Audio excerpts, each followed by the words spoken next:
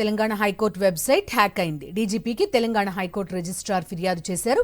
Gaming సైట్లోకి వెళ్తుందని registrar ఫిర్యాదు చేశారు.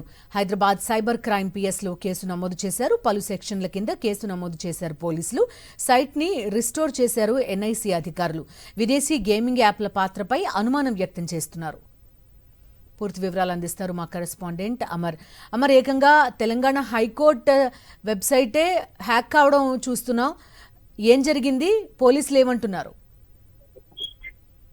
ముందు తెలంగాణ హైకోర్టుకు సంబంధించిన అధికారిక వెబ్సైట్ ని కొద్దిసేపటి క్రితమే హ్యాకర్లు హ్యాకింగ్ చేయడం జరిగింది. దీనికి సంబంధించి డీజీపీకి తెలంగాణ హైకోర్టుకు సంబంధించిన రిజిస్టర్ వెంకటేశ్వర్లు ఫిర్యాదు చేయడం జరిగింది. ఫిర్యాదు చేయడంతో ప్రస్తుతం పోలీసులు హైదరాబాద్ సైబర్ క్రైమ్ పోలీసులు కేసు నమోదు చేసుకుని దర్యాప్తు చేస్తా ఉన్నారు. అయితే మొత్తం గేమింగ్ సైట్ లోకి వెళ్ళిన అంశాన్ని రిజిస్టర్ ఫిర్యాదులో మెన్షన్ చేశారు. దీనిపై హైదరాబాద్ సైబర్ క్రైమ్ పోలీసులు కూడా పలు సెక్షన్ల కింద కూడా కేసు కూడా నమోదు చేశారు. సైట్ మొత్తం కూడా రిజిస్టర్ ఇప్పటికే ఎన్సిఐ సంబంధించిన అధికారులు కూడా రిజిస్టర్ కూడా చేయడం జరిగింది. వీటన్నిటి కూడా విదేశీ గేమింగ్ పాత్రలకు సంబంధించి అనుమానాలు అయితే వ్యక్తం అవుతున్నాయి. గేమింగ్ యాప్లు హ్యాకర్స్ కావాలనే హైకోర్టుకు సంబంధించిన ప్రతినిత్యం వేలాది మంది ఈ హైకోర్టుకు సంబంధించిన వెబ్సైట్ ని సందర్శిస్తూ ఉంటారు. వెబ్సైట్ లో డైలీ కేసెస్ తో పాటు ముందస్తు షెడ్యూల్స్ అన్ని కూడా ఇందులోనే లిస్ట్ అవుట్ అవుతా ఉంటాయి. అయితే హైకోర్టు న్యాయవాదులు సైతం క్లయింట్స్ కూడా రెగ్యులర్ గా ఈ సైట్ ని విజిట్ చేస్తూ ఉంటారు.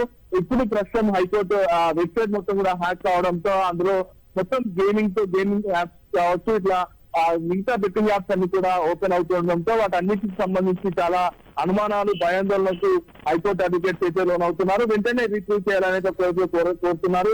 ఈ నేపథ్యంలోనే ప్రస్తుతం ఎన్ఈసి విభాగం మొత్తం కూడా వెబ్సైట్ ని కూడా రిస్టోర్ కూడా చేసినట్టుగా తెలుస్తా ఉంది. ఓకే అమర్. సాక్షి టీవీ ప్రసారాలను నిలిపివేయడం చట్టరీత్యా నేరం.